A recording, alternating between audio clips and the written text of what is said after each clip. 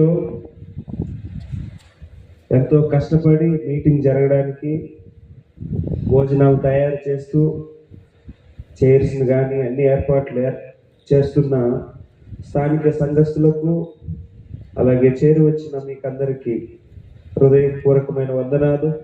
దూర ప్రాంతం నుంచి సేవ చేస్తూ వచ్చిన సేవకులందరికీ ప్రభువైన యేసుక్రీస్తు నామంలో వందనాలు తెలియజేస్తూ ఉన్నాను.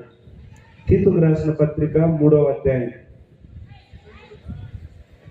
తీతుకు రాసిన పత్రిక 3వ అధ్యాయం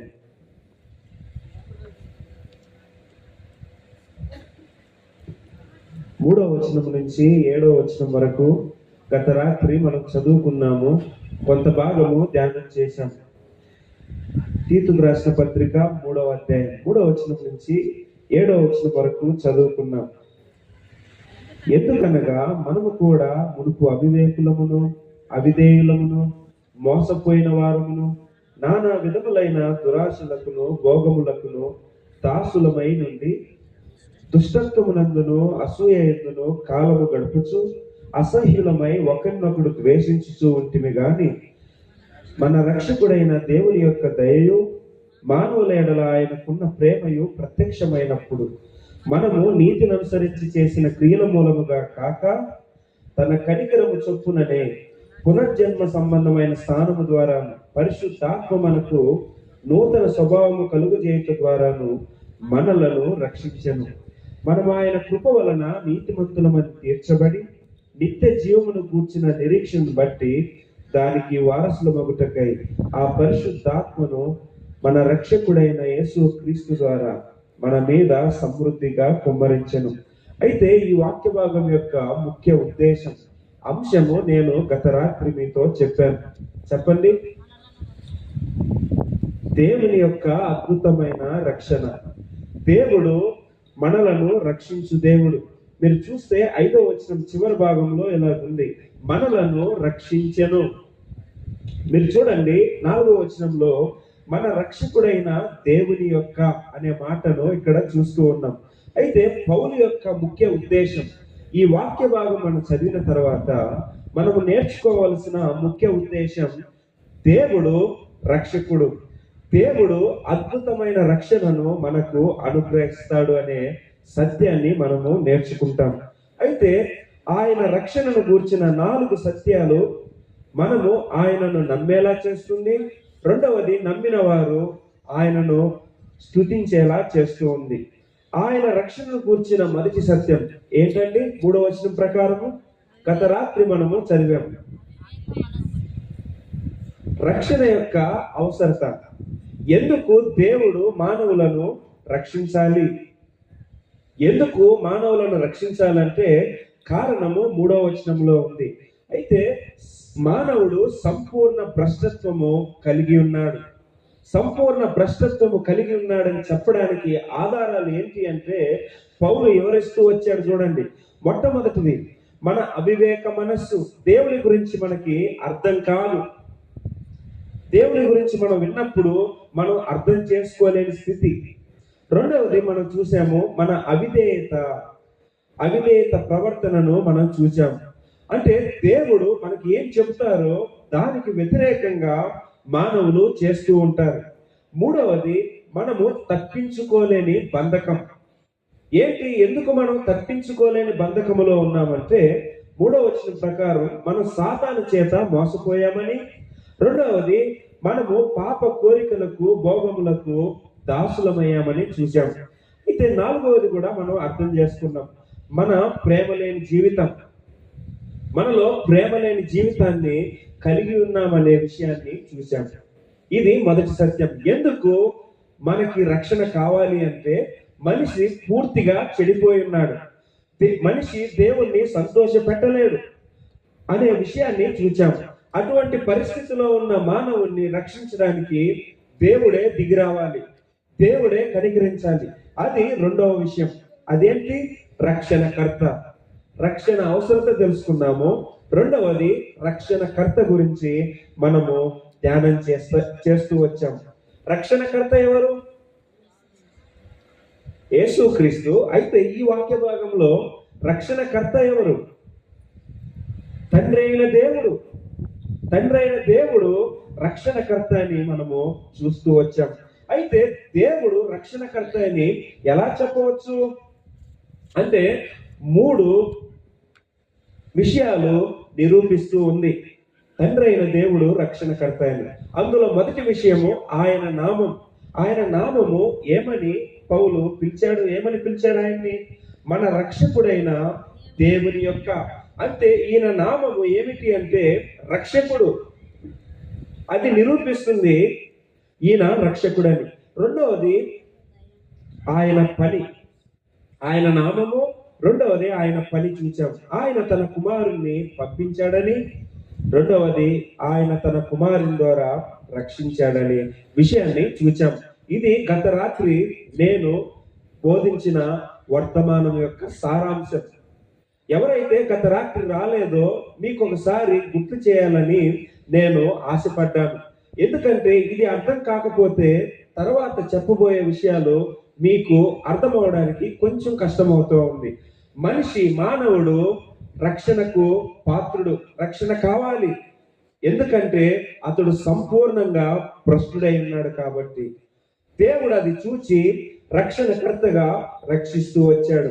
అయితే ఆయన రక్షకుడని ఎలా చెప్పొచ్చు అంటే 3వ విషయం చెప్తున్నా చూడండి.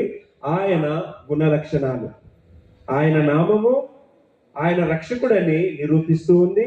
ఆయన పనులు ఆయన రక్షకుడని నిరూపిస్తూ ఉంది. 3వది ఆయన గుణలక్షణాలు. చెప్పండి, ఆయన గుణలక్షణాలు మనం ధ్యానం చేసినప్పుడు నిజంగా ఈయనే రక్షకుడు అని మనకి అర్థమవుతా ఉంది.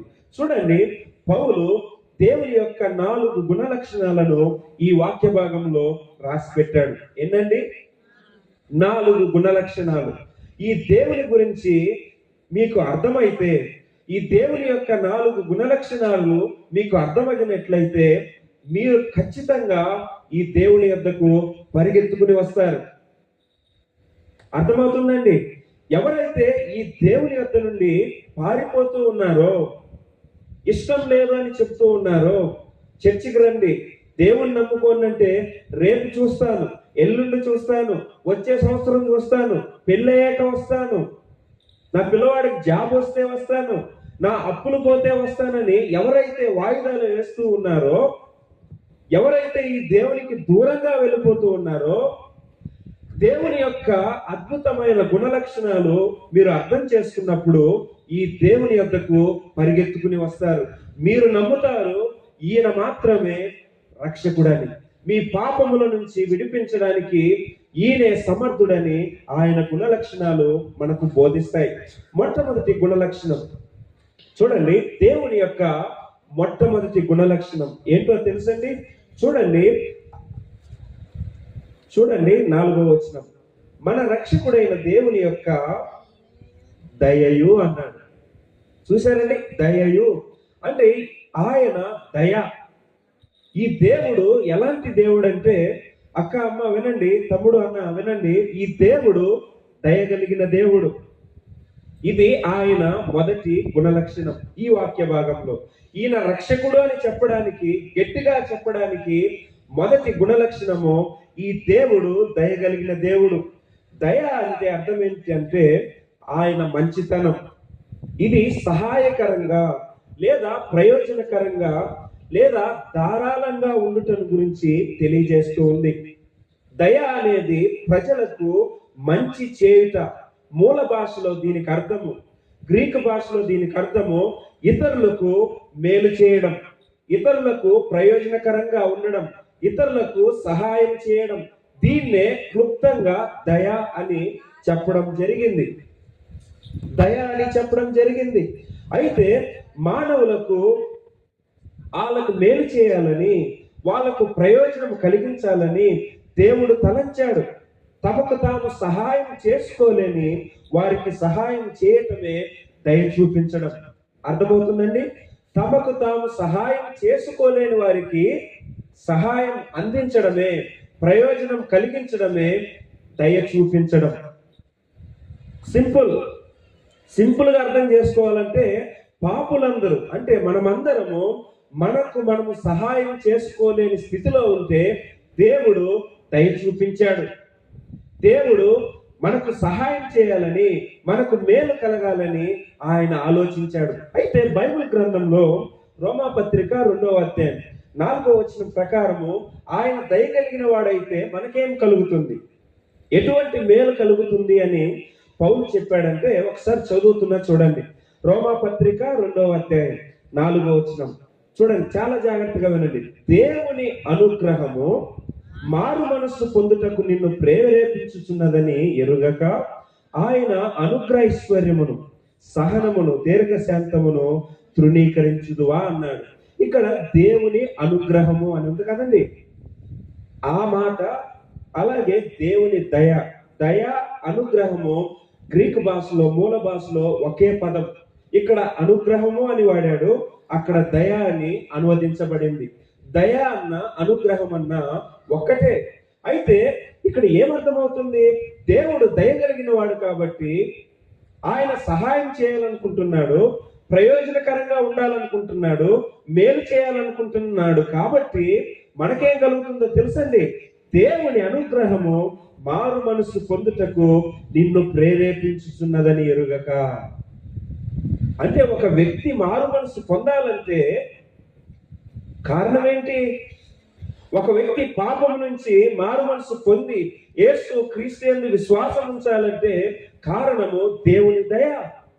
దేవుడు దయ కలిగిన వాడు కాబట్టి పాపాత్ములైన మనుషుల దగ్గరకు వచ్చి ఇదిగో మీరు మారు మనసు పొందండి అని ఆయన పని చేస్తూ ఉన్నాడు.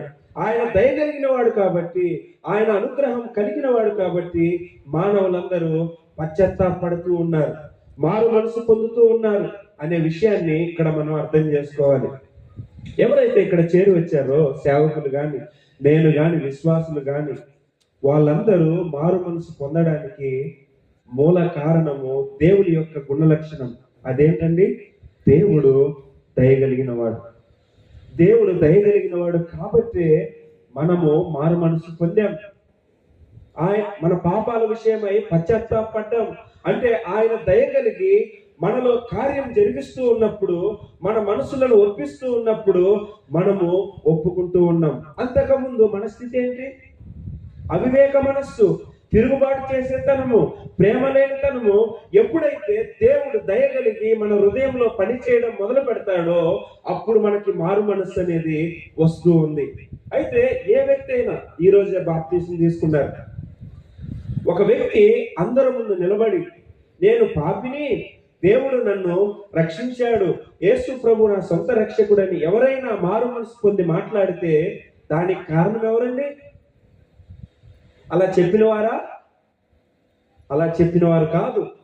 దేవుడు దయ చూపించాడు కాబట్టి ఒక పాపి నేను పాపి అని ఒప్పుకుంటూ ఉన్నాడు, మారు మనసు పొందుతూ ఉన్నాడు. ఇది మొదటి గుణ లక్షణం. చెప్పండి, మొదటి గుణ లక్షణం ఏంటి? దేవుడు దయగలిగిన వాడు కాబట్టి మనము మన పాపముల నుంచి మారు మనసు పొందుతూ ఉన్నాం, మనకు మేలు చేశాడు. రెండవ గుణ లక్షణము ఆయన ప్రేమ. 4వ వచనంలో ఉంది చూడండి, మన రక్షకుడైన దేవుని యొక్క దయయు మానవుల ఎడల ఆయనకున్న ప్రేమయు అన్నాడు. మానవుల ఎడల ఆయనకున్న ప్రేమ అనేది మూల భాషలో ఒకే పదం, అది ఒకే పదం అన్నమాట. దాని అర్థము మానవుల ఎడల జాలి లేదా వారు బాగుపడాలనే ఆసక్తి. ఇది ప్రపంచ మానవుల ఎడల దేవుడు చూపించే కన్సర్న్, ప్రపంచ మానవుల ఎడల దేవుడు చూపించే ప్రేమ, జాలి అని మనము చెప్పవచ్చు. ఎందుకు దేవుడు జాలి పడతా ఉన్నాడు, ఎందుకు దేవుడు ప్రేమిస్తూ ఉన్నాడు అని చెప్పాలంటే వారు చచ్చిన స్థితిలో ఉన్నారు. గత రాత్రి నేను మీకు బోధించాను, చచ్చిపోయిన వ్యక్తి స్పందిస్తాడండి? స్పందించలేడు. కాబట్టి చచ్చిన స్థితిలో ఉన్న పాపాత్ములైన మానవులను బ్రతికించడానికి దేవుడు చూచాడు, వాళ్ళపైన జాలిపడి జాలిని చూపిస్తా ఉన్నాడు. దేవుని ఎతకని వారు, దేవునికి విధేయత చూపని వారు, అటువంటి మానవుల ఎడల దేవుడు ప్రేమను కనపరుస్తూ ఉన్నాడు. అయితే మీకు ఒక వచనం చదువుతాను. ఆ వచనం చదివిన తర్వాత దేవుని ప్రేమ ఏంటో అర్థమవుతుంది. ఇదే అగాపే ప్రేమ కాదు. వేరే పదాన్ని వాడాడు. ఇక్కడ మీరు యూత్ మీటింగ్ వచ్చి ఉంటే మన పాస్టర్ గారు 4 పదాలు ఉన్నాయని చెప్పారు. అగాపే ప్రేమ కాదు, మరొక మాటను ఇక్కడ వాడటం జరిగింది. అదే మాట అపోస్తుల కార్యం 28:1 ఇలాగుంది. చూడండి, చూడండి. మేము తప్పించుకొనిన తరువాత, అపోస్తుల కార్యముల గ్రంథం 28:1 మేము తప్పించుకొనిన తరువాత ఆ ద్వీపము మెలితే అని తెలుసుకొంటిమి. అనాగరికులకు ఆ ద్వీపవాసులు మాకు చేసిన ఉపచారం ఇంతంత కాదు. ఇక్కడ అదే పదానికి ఉపచారము అని తర్జుమా చేయడం జరిగింది. అక్కడ ప్రేమ, మానవుల ఎడల దేవుని ప్రేమ అని తర్జుమా చేయడం జరిగింది. ఉపచారం. ఇక్కడ చూడండి, ఏలయనగా అప్పుడు వర్షము కురియుచు చలిగా ఉన్నందున వారు నిప్పు రాజబెట్టి మమ్మును అందరినీ చేర్చుకొనిరి. ఇక్కడ పౌలు చెప్తా ఉన్నాడు, మేము వాడ మునిగిపోయిన తర్వాత ఒడ్డుకొచ్చారు, దేవుడు కాపాడిన తర్వాత చలిలో వర్షంలో వాళ్ళు ఉన్నప్పుడు మెలెతి అనే ఆ దీపవాసులు పౌలుని, అలాగే పౌలుతో ఉన్న వాళ్ళను చేర్చుకుని ఉపచారం చేశారు. ఇదే పదాన్ని, ఇదే క్రియ దేవుడు మన ఎడల చేస్తూ ఉన్నాడని పౌలు తెలియజేస్తా ఉన్నాడు. ఇది ఆతిథ్యమును తెలియజేస్తా ఉంది. దేన్ని తెలియజేస్తుందండి? ఆతిథ్యమును. మానవుల ఎడల దేవుని ప్రేమ అంటే ఈ సందర్భంలో అర్థమేంటో తెలుసండి. దేవుడు ఆతిథ్యమునిస్తా ఉన్నాడు, ఉపచారం చేస్తూ ఉన్నాడు. మానవుల ఎడల ఉపచారము చేయడానికి ఇష్టపడతా ఉన్నాడు. వారే అలా ప్రేమ చూపితే దేవుడు ఎలా ప్రేమిస్తాడు? దేవుడు ఎలాంటి ఆతిథ్యము మానవులకు ఇస్తూ ఉన్నాడు. అయితే చూడండి, వారు చలి తీసివేయడానికి ఏం చేశారు? నిప్పు రాజబెట్టారు. అయితే ఈ దేవుడు మనలను యుగాల అగ్నిగుండాల నుంచి తప్పించడానికి యేసు క్రీస్తుని శిక్షించాడు. మన స్థానంలో మన పాపముల నిమిత్తము ఆయన శిక్షించాడు. తన ఉగ్రతను యేసు క్రీస్తు వారిపై కుమ్మరించి మనలను హక్కున చేర్చుకున్నాడు. అంటే ఇలాంటి అనాగరికులు, మెలితే దీపవాసులు పౌలు పైన పౌలుకి ఉపచారం చేశారు, ప్రేమను కనపరిచారు. అయితే అదే పదాన్ని పౌలు ఇక్కడ వాడుతా ఉన్నాడు. ఈ దేవుడు ఎలాంటి దేవుడు అంటే మానవాళిని ఆతిథ్యం ఇచ్చే దేవుడు, తన ఇంటికి రప్పించే దేవుడు. పాపాత్ములైన మనకు తన ఇంటిని తెరిచాడు, మన ఇంటిని తెరిచాడు. అది యేసు క్రీస్తు ద్వారా సాధ్యమైంది. పాపాత్ములు పరలోకానికి ఎలా వెళ్ళగలరు? దేవుని ఆతిథ్యాన్ని ఎలా స్వీకరించగలరు అని అంటే యేసు క్రీస్తు ద్వారా మాత్రమే మానవులు దేవుని ఆతిథ్యాన్ని, దేవుని ప్రేమను స్వీకరించగలరు అనే విషయాన్ని మీకు గుర్తు చేస్తూ ఉన్నాను. ఇది ఎలా ఉంటుందంటే మీకు అర్థమయ్యే భాషలో చెప్తాను. చిన్నప్పుడు స్కూల్కి వెళ్ళే వాళ్ళం. స్కూల్కి వెళ్ళిన తర్వాత 7th క్లాస్లో బాగా గుర్తు, 7th క్లాస్ స్టూడెంట్స్ ఎక్కడైతే స్టాఫ్ ఉంటారో, టీచర్స్ ఉంటారో అక్కడ ఉండేవాళ్ళం. అక్కడ కూర్చునే ఉండగా వెనకాల టీచర్స్ కూర్చునే వాళ్ళు, స్టాఫ్ ఉండేవాళ్ళు అనమాట. వాళ్ళు ఏం చేస్తూ ఉంటారంటే మధ్యాహ్నం అవ్వంగానే 12:30కి భోజనం తినడం స్టార్ట్ చేస్తారు. కానీ ముందు ఇంకొక టీచర్ మాకు బోధిస్తూ ఉంటాడు, వెనకాల మాకు స్మెల్ వస్తూ ఉంటుంది. ఏ స్మెల్? మేడం గారు పంపించిన మంచి గుమగుమలాడే పప్పు, సాంబారు, లేదంటే ఏదో ఒక ఫ్రై. ఇక్కడ మేము అది క్లాస్ వింటామండి మేము. అయితే ఇంకొక విచిత్రం ఉంటుంది. ఏంటా విచిత్రం అంటే ఒక్కోసారి ఒక్కొక్క స్టూడెంట్ని పిలిచి ఇదిగో మిగిలిపోయిన లంచ్ బాక్స్ ఇస్తారనమాట. వాళ్ళు తినలేక కొంత లంచ్ బాక్స్ ఇస్తారు. అయితే ముందు కూర్చుని పాఠం వింటున్న మేము, నిజంగా జరిగిందండి ఇది, నిజంగా జరిగిన సంఘటన చెప్తా ఉన్నా. ముందు పాఠం వింటున్న మేము నన్ను పిలుస్తాడేమో, నా పేరు వస్తుందేమో ఈరోజు. ఇంకో కోరిక ఏంటో తెలుసా? మేడం గారు ఎక్కువ పంపించాలి, సారు తినేసి మిగలాలి, మిగిలితేనే కదా మనకు పిలుస్తాడు. ఫస్ట్ కోరిక ఏంటో తెలుసా? ఎక్కువ తేవాలి. రెండో కోరిక అక్కడ బాక్స్ లంచ్ మిగిలిపోవాలి. మూడో కోరిక నన్ను పిలవాలి. అలా పిలిచిన తర్వాత ఏదో ఒక రోజు లంచ్ బాక్స్ ఇస్తాడు, మనం తింటాం. కమ్మగా ఉంటది, కమ్మగా ఉంటది. ఎందుకు ఈ సంఘటన చెప్తూ ఉన్నానంటే, ఒకసారి ఇచ్చిన ఏదో పప్పుచారు, ఏదో ఒక ఫ్రై, అన్నం తినడానికి అంటే సారు చూపే ఆతిథ్యాన్ని మేము ఎంతగానో ఆస్వాదిస్తాం. అరే ఈరోజు సారు నాకు అన్నం ఇచ్చాడురా అని గొప్పగా చెప్తాము, బాగా తింటాం, ఆస్వాదిస్తాం. అయితే సార్ ఇచ్చే లంచ్ బాక్స్ చాలా చిన్నదండి. దేవాతి దేవుడు, సమస్త సృష్టిని చేసిన ఈ దేవుడు నీకు ఆతిథ్యం ఇవ్వాలని, తన ఇంటికి రావాలని మానవుల ఎడల తన ప్రేమను కనపరుస్తా ఉన్నాడు. ఏది గొప్పదండి? సారిచ్చే లంచ్ బాక్సే అంత తీయగా, అంత గొప్పగా అనుకుంటే, ఈ దేవుడు తన ఇంటికి, పరలోకానికి మనమందరం వెళ్ళాలని ఆతిథ్యం చేయడానికి ఇష్టపడ్డాడు. అందుకనే పౌలు చెప్తూ ఉన్నాడు, దేవుని యొక్క దయయు మానవుల ఎడల ఆయనకున్న ప్రేమయు ప్రత్యక్షమైనప్పుడు అనే మాటను చూచాం. అయితే ఒక మాట చదువుతా చూడండి, ప్రకటన గ్రంథం చూడండి. దేవుడు తన ఇంటిని తెరిచి మనం ఆయన దగ్గరికి వెళ్ళిన తర్వాత ఎలా ఉంటుందంటే చూడండి, ప్రకటన గ్రంథం 21:3 నుంచి చదువుతున్నాను. ఇదిగో దేవుని నివాసము మనుషులతో కూడా ఉన్నది, ఆయన వారితో కాపురముండును, వారు ఆయన ప్రజలై ఉండును, దేవుడు తానే వారి దేవుడైంది వారికి తోడై ఉండును, ఆయన వారి కన్నుల ప్రతి బాష్ప బిందువులను తుడిచివేయను, మరణం ఇక ఉండదు, దుఃఖమైనను, ఏడ్పైనను, వేదనైనను ఇక ఉండదు, మొదటి సంగతులు గతించిపోయానని సింహాసనం నుండి స్వరము వింటిని అన్నాడు. చూశారండి, ఈ దేవుడు పాపాత్ములైన మనుషులను రక్షించి తనతో పాటు ఉండడానికి, తనతో పాటు సహవాసం ఉండడానికి తానే స్వయంగా తన ప్రేమను ఆతిథ్యం ద్వారా ఇవ్వడానికి ఆశపడ్డాడు. ఈ దేవుడు ప్రేమ కలిగిన వాడు.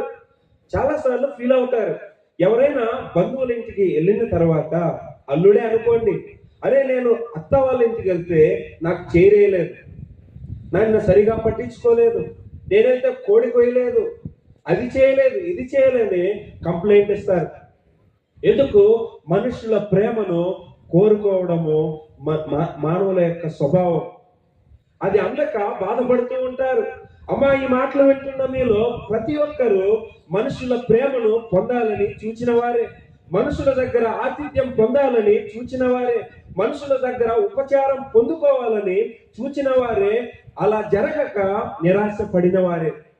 అయితే ఈ దేవుడు ఏం చెప్తున్నాడో తెలుసండి, బైబిల్ ఏం చెప్తుందంటే, మనుషులు మిమ్మల్ని ప్రేమించకపోయినా, మనుషులు మీకు ఆతిథ్యం ఇవ్వకపోయినా, మనుషులు మీకు ఉపచారం చేయకపోయినా నేనున్నా. అంటే నేను సృష్టించిన మనుషులు మిమ్మల్ని పట్టించుకోనప్పుడు, ప్రేమను చూపించినప్పుడు నేను దేవుడినై ఉన్నాను. నేను ఎలాంటి వాడినంటే ప్రేమ కలిగిన వాడను. పాపాత్ములైన మనుషులకు నా ఇంటిలో స్థానాన్ని ఇచ్చేవాడను, స్వయంగా నేనే సహవాసం చేసేవాడనని బైబిల్ సెలవిస్తూ ఉంది. దేవుడు పిలుపునిస్తా ఉన్నాడు. అమ్మాయి, ఎందుకు బాధపడతా ఉన్నారు? వాళ్ళు ప్రేమించలే, వీళ్ళు ప్రేమించలే, మా నాయన ప్రేమించలే, మా కొడుకులు ప్రేమించలే, ఊరికనే ఏడుస్తూనే ఉంటారు. అరే వాళ్ళు అదన్నారు, ఇదన్నారు, అరే నన్ను ప్రేమించే వాళ్ళు ఈ లోకంలో ఎవరూ లేరని ఊరికనే కృంగిపోతా ఉంటారు. అయితే నీకు ఒక విషయాన్ని చెప్పాలి, అలా ఏడుస్తూ ప్రేమను కోరుకునే వ్యక్తులతో దేవుడు ఈరోజు మాట్లాడుతా ఉన్నాడు. ఇదిగో నేనున్నాను, నేను ప్రేమిస్తా ఉన్నానని దేవుడు మనతో మాట్లాడుతా ఉన్నాడు. ఆయన ప్రేమ కలిగిన వాడు కాబట్టి మనలను రక్షించాడు. మొదటి గుణ లక్షణం ఏంటండి? ఆయన దయ కలిగిన వాడు. ప్రయోజనకరంగా మనకు ఉండాలని ఆయన ఆశపడ్డాడు. రెండవది, ఆయన ప్రేమ కలిగిన వాడు. మూడవది చూడండి, మూడవ దేవుని గుణ లక్షణము, ఆయన కనికరము గలవాడు. 5వ వచనం చూడండి ఒకసారి. మనము నీతిని అనుసరించి, అమ్మ చూస్తున్నారా బైబిల్ చూడాలి మీరు. 5వ వచనం ప్రకారం మనము నీతిని అనుసరించి చేసిన క్రియల మూలముగా కాక తన కనికరము చొప్పుననే ఇక్కడ మూడవ గుణ లక్షణాన్ని చెప్తా ఉన్నాడు పౌలు. మొట్టమొదటిది, దేవుడు దయగలిగిన వాడు. రెండవది దేవుడు ప్రేమ కలిగిన వాడు, మూడవది దేవుడు కనికరము కలిగిన వాడు. దేవుడు కనికరము కలిగిన వాడు. అయితే ఒక్క విషయాన్ని మనం ఆలోచించాలి. దేవుని కనికరం మూలాన మనకు రక్షణ వస్తుంది తప్ప మన క్రియల వల్ల కాదు అని పౌలు ఇక్కడ చెబుతూ ఉన్నాడు. చాలా మంది మనం చేసే భక్తిని బట్టి, మనం చేసే దాన ధర్మాలను బట్టి, మనము చర్చికి వస్తున్నాం కాబట్టి, బైబిల్ చదువుతున్నాం కాబట్టి, చర్చిలో సేవ చేశాము కాబట్టి, భయంకరంగా దశంభాగాలు చందాలు ఇచ్చాం కాబట్టి దేవుడు నన్ను రక్షించాడు అని అనుకుంటారు. అది తప్పు. మీ క్రియల వలన దేవుడు రక్షించడు. ఇది రోమన్ క్యాథలిక్ సంఘం యొక్క అబద్ధ బోధ. వాళ్ళు ఏం నమ్ముతారంటే దేవుడు మనలను క్రియల ద్వారా రక్షిస్తాడు అని వాళ్ళు నమ్ముతారు. అందుకనే అక్కడున్న పోప్స్ వాళ్ళు ఏం చేసేవాళ్ళంటే, ఫాదర్స్ వాళ్ళు ఏం చెప్పారంటే, మీరు ఎంత పాపం చేసినప్పటికీ మా చెవిలో వచ్చి మీ పాపాలు చెప్పండి. ఎవరి చెవిలో చెప్పాలండి? ఆయన చెవిలో చెప్తే పాపాలు ఒప్పుకుంటే ఆయన ఒక సర్టిఫికేట్ ఇస్తాడు. ఆ సర్టిఫికేట్ ఏంటో తెలుసా? నీ పాపములు క్షమించబడినవి.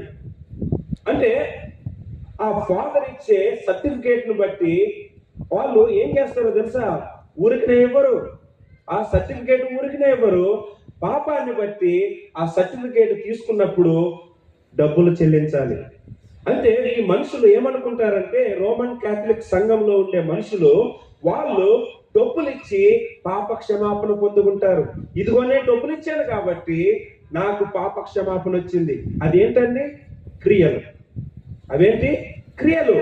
అంటే నేను అది చేస్తే దేవుడు రక్షిస్తాడు, నేను ఇది చేస్తే దేవుడు రక్షిస్తాడు. నా క్రియలను చూచి ఆయన ఉబ్బిపోయి బాగా ఆనందించి, అబ్బా ఎంత మంచి క్రియలు చేస్తా ఉన్నాడు ఈ బిడ్డ అని, ఆ క్రియలను బట్టి దేవుడు రక్షించడు అని ఇక్కడ వాక్యము సెలవిస్తా ఉంది.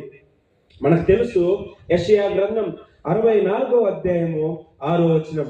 యెషయా గ్రంథం 64వ అధ్యాయం 6వ వచనం ఇలాగుంది: మేమందరము అపవిత్రుల వంటి వారమైపోయింది. మేమందరము అంటే ఎవరు మాట్లాడుతూ ఉన్నారు? యెషయా మాట్లాడుతూ ఉన్నాడు. మేమందరము అపవిత్రుల వంటి వారం అయితేనే అంటే ఆయన కలుపుకుని, అందరిని కలుపుకుని చెప్తూ ఉన్నాడు. ఇంకో మాట చెప్పాడు, మా నీతి క్రియలన్నీ మురికి గుడ్డ వలె నాయను. ఇక్కడ అనువాదంలో చాలా తేలిగ్గా రాశారు, చాలా సున్నితంగా రాశారు, చాలా మృదువుగా రాశారు. కానీ హిబ్రూ భాషలో మురికి గుడ్డ అంటే నెలసరికి వాడే గుడ్డ. స్త్రీలకు నెలసరి అయినప్పుడు వాళ్ళు వాడే గుడ్డతో పోల్చాడు. వినడానికి కొంత విచిత్రంగా, కొంచెం అసహ్యంగా ఉన్నప్పటికీ హిబ్రూ భాషలో మురికి గుడ్డకు అర్థము నెలసరి వచ్చినప్పుడు వాడే గుడ్డ. అంటే ఈ దేవుడు ఏమని తెలియజేస్తున్నాడు తెలుసండి? బైబిల్ ఏమని బోధిస్తుందంటే, ఎవరైతే నా భక్తిని బట్టి, నా క్రియలను బట్టి పరలోకం వెళ్తానని నమ్ముతారో, ఎవరైతే దాన ధర్మాలు మంచి క్రియలు చేస్తూ ఉన్నారో, దీనంతటిని బట్టి నేను పరలోకం వెళ్తానని నమ్ముతూ ఉన్నారో, వాళ్ళతో దేవుడు మాట్లాడుతూ ఉన్నాడు, నీ నీతి క్రియలన్నీ నా కంటికి, నా దృష్టికి మురికి గుడ్డ, దాంతో సమానం. ఎవరైనా దగ్గర పెట్టుకుంటారండి? ఎవరైనా ముందు పెట్టుకుంటారా? నాకు తెలుసు, పాత రోజుల్లో పెద్దవాళ్ళు కాల్ చేస్తారు, బయటికి వెళ్ళి ఎవరికి కనపడకుండా కాల్ చేస్తారు మురికి గుడ్డని. ఎవరు ఇష్టపడరు. అంటే దేవుడు ఏమంటున్నాడంటే, అరే బాబు మీరు వినండి, మీ క్రియల ద్వారా, మీ మంచి పనుల ద్వారా నేను మిమ్మల్ని రక్షించను, మీ క్రియల వలన కలిగినది కాదు అని దేవుడు సెలవిస్తా ఉన్నాడు. అయితే దేని వల్ల కలిగింది? మీరు మంచి చేస్తే దేవుడు రక్షించాడా? మీరు బాగా భక్తి పరులైతే దేవుడు రక్షించాడా? మీ స్థితి ఏంటండి? వాస్తవానికి మీ స్థితి ఎలాంటిదంటే, చచ్చిన స్థితి, పాపమందు, అపరాధమందు చచ్చిపోయి ఉన్న మిమ్ములను ఆయన బ్రతికించాడు, ఆయన రక్షించాడు. అంటే దానికి కారణము కేవలము దేవుని కనికరం. రక్షణకు మూలము the source of salvation is కనికరం. గాడ్స్ మర్సీ అని చెప్పొచ్చు అన్నమాట. దేవుని కనికరము ఏమవుతుందంటే మనలను రక్షిస్తాడు. దేవుడు కనికర సంపన్నుడు కనుక మన క్రియలను చూడకుండా ఆయన మనలను రక్షించాడు. అయితే ఒక విషయాన్ని నేను చెప్పాలి. రక్షించబడిన వారి జీవితంలో క్రియలు ఉంటాయి, కానీ క్రియల వలన రక్షణ రాదు. అర్థమైందండి? సింపుల్ గా అర్థమైందా? రక్షణ పొందుటకు క్రియలు అవసరం లేదు. ఎవరైతే రక్షణ పొందుకుని ఉంటారో, నిజ విశ్వాసం ఉంటుందో వాళ్ళల్లో క్రియ ఉంటుంది. అది విశ్వాసుల జీవితంలో ఉంటుంది. అయితే విశ్వాసులు కాని వారికి ఈ వర్తమానం మీరు అర్థం చేసుకోవాలి. దేవుడు మీ క్రియల వలన రక్షించడు. దేవుడు తన కనికరాన్ని బట్టే రక్షిస్తాడు. ఇంతకీ కనికరం అంటే ఏంటి? కనికరం అంటే అవసరములో ఉన్న వారి ఎడల లేదా నలిగిపోయిన వారి ఎడల జాలి చూపుట. చెప్పండి. అవసరంలో ఉన్న వారి ఎడల, నలిగిపోయి ఉన్న వారి ఎడల జాలి చూపించుట. ఎవరైతే అవసరంలో ఉండి లేదా ఎవరైతే నలిగిపోయి ఉంటారో వాళ్ళ ఎడల దేవుడు జాలి పడ్డాన్నే కనికరము అంటారు. అంటే మనుషులందరూ పాపముల చేత, అపరాధముల చేత నలిగిపోయి కృంగిపోయి వాళ్ళు బాధపడుతూ ఉన్నప్పుడు పైనున్న దేవుడు, మనల్ని సృష్టించిన దేవుడు జాలిపడ్డాడు. ఆ నలిగిన స్థితిలో నుంచి బయటికి తీసుకురావాలని ఆయన గొప్ప కోరిక కలిగి ఉన్నాడు. దాన్నే కనికరము అంటాడు. అయితే మనమందరము సంపూర్ణ భ్రష్టత్వంలో ఉన్నప్పుడు, మనమందరము పాప స్థితిలో ఉన్నప్పుడు దేవుడు కనికరించి మనలను రక్షించాడు. కనికరించి దేవుడు రక్షించాడు. అన్న ఎందుకు చర్చికి రావడం లేదు? అక్క ఎందుకు చర్చికి రావడం లేదు? నేను తాగుతా, నాలో ఆ పాపం ఉంది, ఈ పాపం ఉంది, అదన్నీ మానేసిన తర్వాత నేను చర్చికి వస్తాను. ఒకవేళ ఆ వ్యక్తి అన్ని మానేసిన తర్వాత చర్చికి వచ్చాడు అనుకోండి, తర్వాత పరలోకం వెళ్ళాడు అనుకోండి, సంపూర్ణంగా ఆయన పవిత్రుడుగా ఈ లోకంలో జీవించి పరలోకం వెళ్ళాడు అనుకోండి, తన క్రియలను బట్టి ఒక వ్యక్తి పరలోకం వెళ్ళాడు అనుకోండి, ఎక్కడ కూర్చుంటాడు చెప్పండి? దేవుడు సింహాసనం పైన కూర్చుంటే ఇంకో చైరే అంటాడు, పక్కన ఇంకో చైరే అంటాడు. అంటే వీళ్ళందరూ, మనమందరము క్రియలను బట్టి కాదు, దేవుని కనికరాన్ని బట్టి రక్షించబడి పరలోకం వెళ్తా ఉంటే ఈ వ్యక్తి పక్కన కూర్చుని ఏమంటాడు తెలుసా? ప్రభువా, వీళ్ళందరూ వాళ్ళ క్రియలను బట్టి కాదు, నీ కనికరాన్ని బట్టి వాళ్ళు పరలోకం వచ్చారు. నేను నా భక్తిని బట్టి వచ్చాను, నేను నా క్రియలను బట్టి వచ్చాను, కాబట్టి నేను వాళ్ళకంటే గొప్ప, నేను వాళ్ళకంటే గొప్ప. అందుకనే బైబిల్లో ఉంది, ప్రజలారా వినండి, నా మహిమను నేను ఎవరికి ఇచ్చివాడను కాను. ఏ వ్యక్తి పరలోకానికి తన క్రియలను బట్టి రాడు.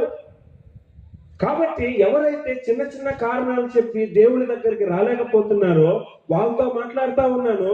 అరే అన్న, అక్క, చెల్లి, మేము కూడా మంచోళ్ళని చర్చికి వెళ్ళట్లే, మేము కూడా పెద్ద పవిత్రులని చర్చికి వెళ్ళట్లే, మేము కూడా పాపులము, మమ్మల్ని కూడా ఆయన తన కనికరాన్ని బట్టి రక్షించాడు. నువ్వు కూడా వస్తే ఆయన కనికరాన్ని బట్టి నిన్ను రక్షిస్తాడు, తర్వాత మారుస్తాడు. కాకపోతే చాలా మంది ఈ దేవుని గురించి అర్థం కాలేదు.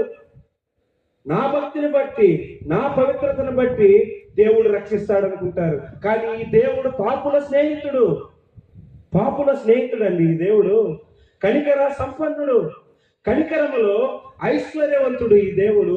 ఆయన కనికరాన్ని బట్టి జాలి చూపి పాపాత్ములను రక్షిస్తాడు, వారి జీవితాలను మారుస్తాడు. అదే పౌలు చెప్తా ఉన్నాడు, ఈ దేవుడు కనికరం కలిగిన వాడు కాబట్టి నేను రక్షించబడ్డాను, దేవుడు నన్ను రక్షించాడు అని చెబుతూ ఉన్నాడు.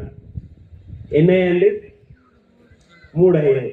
దేవుడి యొక్క గుణలక్షణాలు మనం చూసినప్పుడు పెద్దగా చెప్పొచ్చు, ఈ దేవుడు రక్షకుడని, రక్షణకర్తని. మొదటి గుణలక్షణం ఏంటి? ఆయన దయ కలిగిన వాడు. రెండవ గుణలక్షణం ఏంటి? ఆయన ప్రేమ కలిగిన వాడు. మూడవ గుణలక్షణం ఏంటి? ఆయన కనికరం కలిగిన వాడు. సూపర్. అంటే పౌలు ఏం చెప్తున్నాడో మీకు అర్థమైపోయింది. అంటే కనికరమ కలిగిన వాడు. 4వ చెప్తున్నాడు చూడండి. ఈ దేవుడు ఎలాంటి దేవుడు అంటే ఆయన ప్రేమ కలిగిన వాడు మాత్రమే కాదు, దయ కలిగిన వాడు మాత్రమే కాదు, ఆయన కనికరమ కలిగిన వాడు మాత్రమే కాదు, ఇంకా వస్తానే ఉన్నాయి ఆయన గుణ లక్షణాలు. 4వ చెప్తా చూడండి, ఆయన కృపగలవాడు. ఆయన కృపగలవాడు. చూడండి 7వ వచనం ఇలాగుంది, మనం ఆయన కృప వలన నీతిమంతులమని తీర్చబడి. నీతిమంతులుగా తీర్చబడ్డం అంటే దేవుని ఎదుట నిర్దోషులుగా నిలబడ్డం.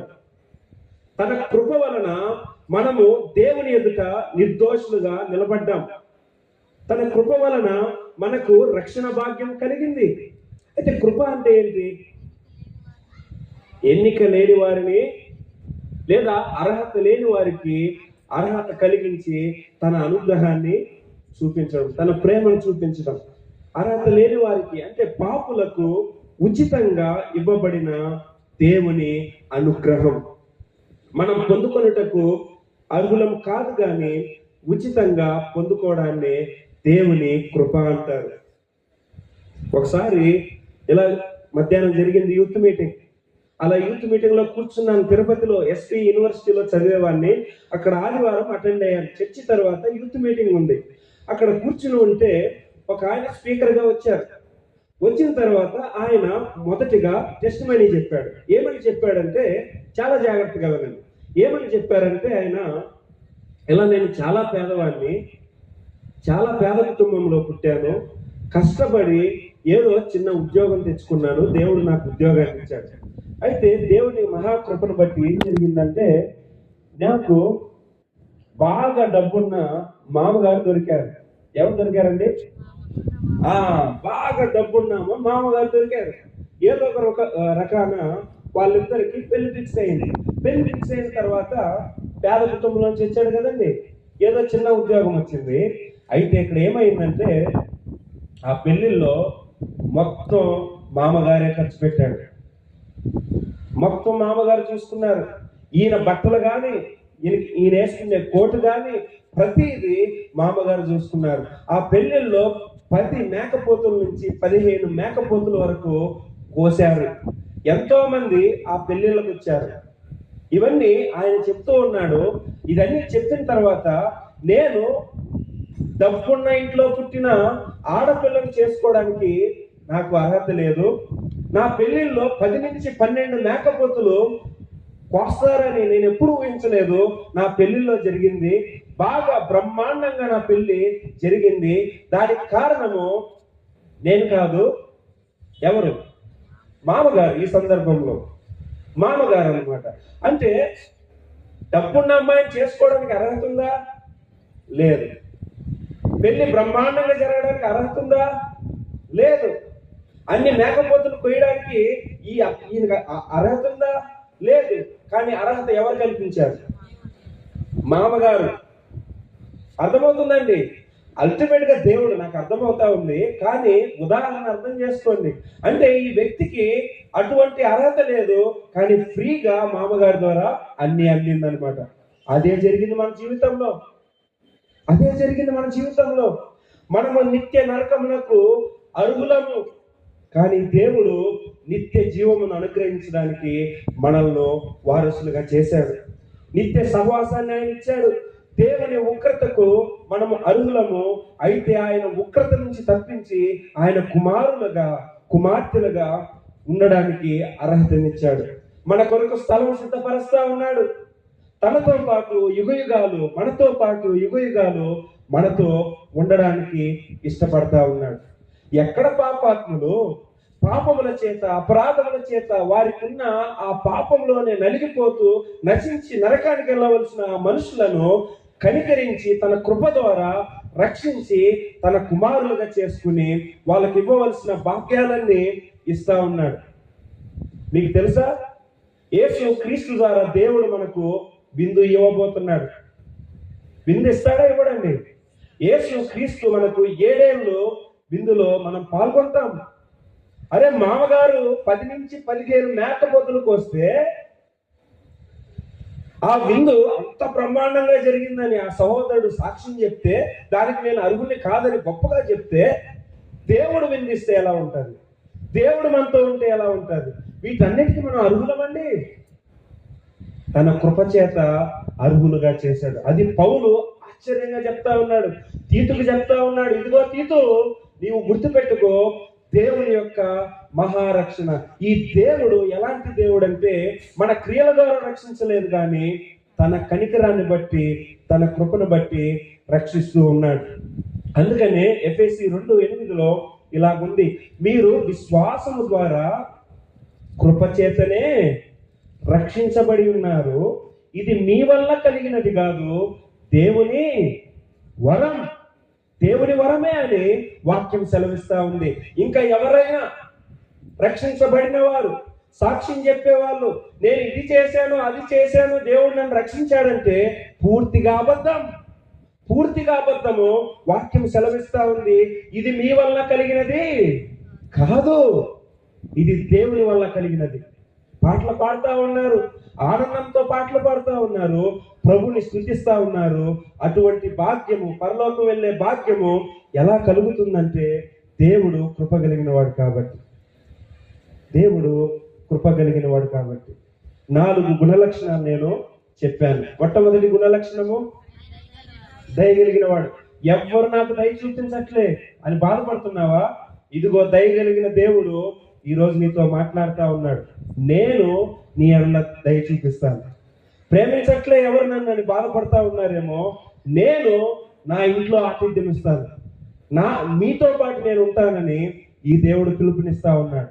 ఇదిగో ఎవ్వరు నా ఎడల జాలి చూపించట్లేదు, నేను నలిగిన స్థితిలో ఉన్నాను, ఎవరు పట్టించుకోవట్లేదని బాధపడతా ఉంటే, ఇదిగో ఈయన చెప్తా ఉన్నాడు ఈ దేవుడు, నేను కనికరా సంపన్నుడను, కనికరము నా గుణలక్షణం అని ఆయన పిలుపునిస్తా ఉన్నాడు.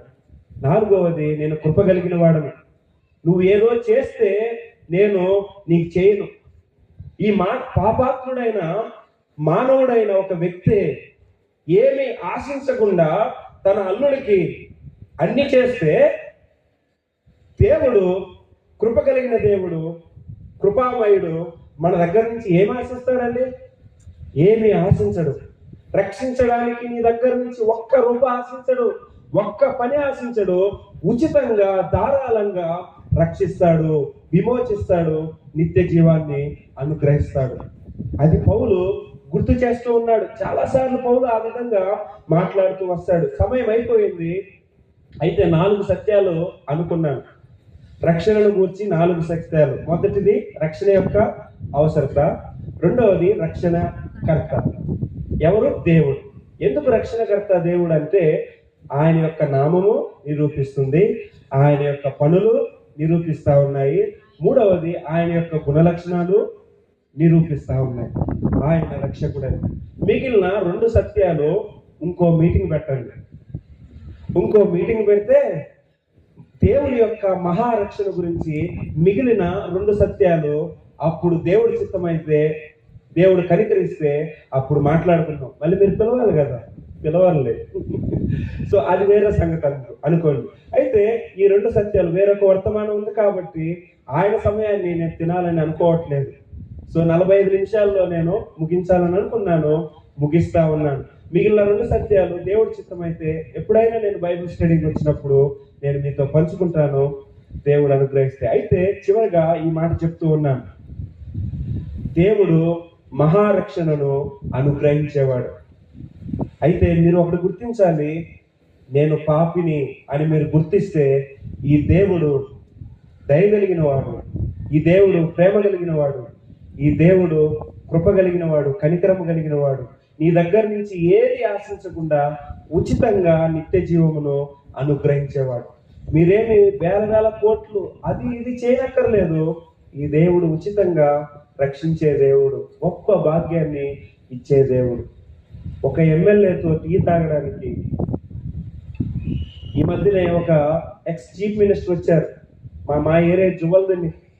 అందరూ పరిగెత్తుకుంటా ఆయన కలవడానికి సెల్ఫీలు అది ఇది చేస్తా ఉన్నారు. ఆయన ఎక్స్ చీఫ్ మినిస్టర్ అని. కానీ మనుషులు దేవుణ్ణి కలుసుకోవడానికి, దేవుని ఆదరణ పొందడానికి, ఆయనతో సహవాసం చేయడానికి, ఆయన యొక్క గొప్ప స్థితిని ఎరగడానికి మనుషులు ఇష్టపడట్లేదు. కానీ ఈ భూమి మీద మనుషులను సంతోషపెట్టడానికి, మనుషుల వెనకాల వెళ్ళడానికి, అధికారుల వెనకాల వెళ్ళడానికి ఇష్టపడుతున్నారు. అది తప్పు.